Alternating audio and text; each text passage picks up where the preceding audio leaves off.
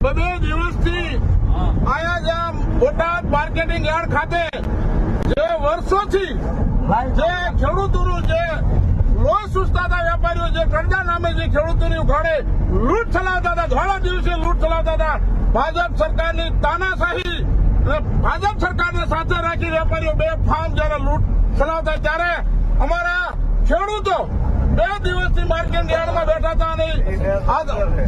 Police તંત્ર ભાજપ સરકારે પોલીસને આગળ કરી અને આ બધાને રિટર્ન કરી અને બધાને પોલીસ સ્ટેશને એરેસ્ટ કરેલા છે. તમામ ગુજરાતના ખેડૂતોને કહે છે કે અમારી ધરપકડ નથી, અમે ડિટેન્શન નથી, પણ લાખો 6 કરોડ ખેડૂતોને કહેવા માંગીશ કે કાલે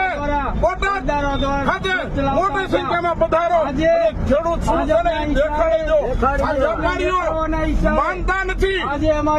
વેપારીઓને એમ છે કે ખેડૂતો અમારો શું કરી લેવાના છે, પણ જો ખેડૂત હોય ખેડૂતનો બધાનો અનાજ જમતા હોય તો આવતીકાલે 5 વાગે બોટાદ ખાતે મોટી સંખ્યામાં પધારો એવું નમ્ર વિનંતી કરું. મહાપંચાયતનું ખેડૂત મહાપંચાયતનું આયોજન